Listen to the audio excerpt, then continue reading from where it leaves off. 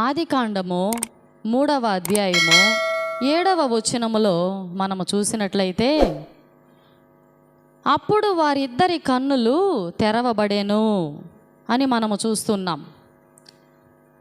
వారిద్దరు ఎవరంటే ఆదాము హవ్వమ్మ. వీరు దేవుడు వారికి ఇచ్చినటువంటి ఆజ్ఞ మీరి, అంటే ఏ పండు అయితే తినద్దని దేవుడు వారికి ఆజ్ఞాపించాడో ఆ ఆజ్ఞను వారు తృణీకరించి ఆ పండు తినిన తరువాత వారి కన్నులు తెరవబడెను అని బైబిల్లో వాక్యము సెలవిస్తూ ఉంది. అంతకు ముందేమైనా వారు కన్నులు లేనివారా? కాదే. దేవుడు కన్నులు లేని గుడ్డివారిగా వారిని ఏమైనా సృష్టించాడా? లేదే. ఆ యొక్క ఆజ్ఞ మీరక ముందు వారు దేవుణ్ణి చూసే దృష్టి కలిగి ఉన్నారు. హల్లెలూయా. ఎప్పుడైతే వారు దేవుని చూసే దృష్టి కోల్పోయారంటే, దేవుడి ఆజ్ఞ మీరిన తరువాత దేవుని చూసే దృష్టిని కోల్పోయారు. వారి జీవితంలో అపవాది ఎంటర్ అయ్యాడు. ఎప్పుడైతే అపవాది వారి జీవితంలోనికి ఎంటర్ అయ్యాడో అప్పుడు వారు దేవుని ఆజ్ఞను వ్యతిరేకించారు. ఎప్పుడైతే దేవుని ఆజ్ఞ వ్యతిరేకించారో అప్పుడు దైవ దృష్టిని వారు కోల్పోయారు.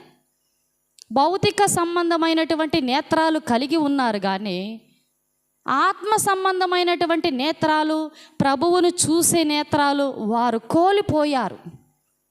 అది ఆ యొక్క వాక్యములో ఉన్నటువంటి సారాంశం.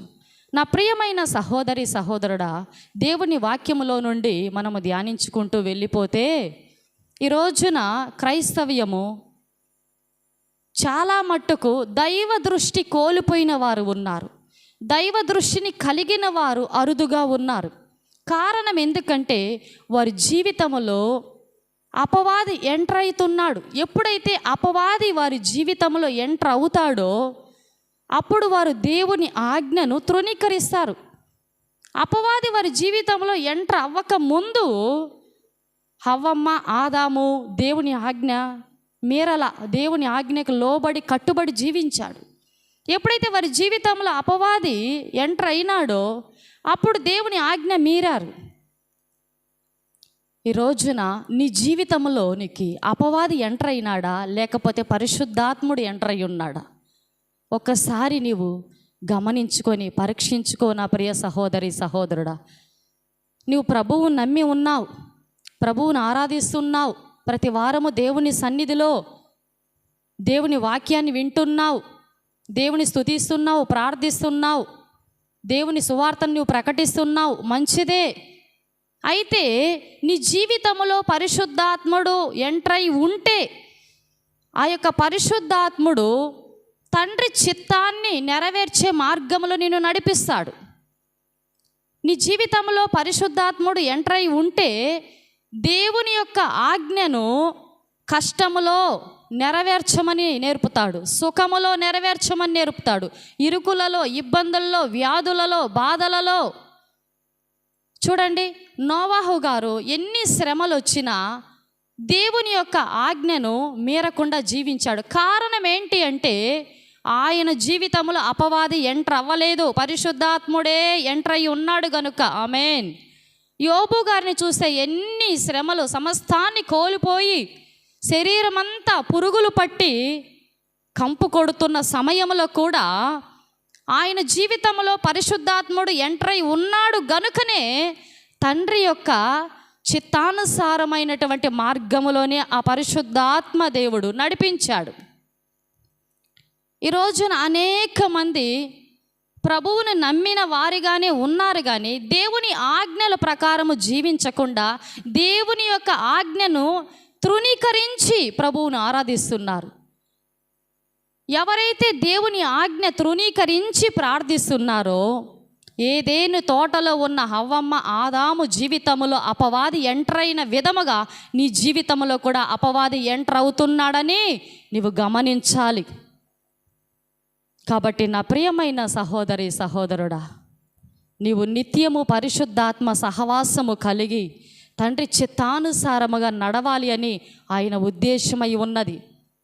నీవు నీ జీవితంలో అపవాదికి చోటివ్వకుండా నీవు పరిశుద్ధాత్మతో సహవాసము కలిగి యేసుక్రీస్తు నామములో తండ్రి యొక్క చిత్తానుసారమైన జీవితము జీవించాలి అని దేవుని యొక్క ఉద్దేశమై ఉన్నది. నిన్ను నీవు ఒక్కసారి పరీక్షించుకో. అపవాది ఏమైనా నీ జీవితంలో ఎంటర్ అయినాడేమో,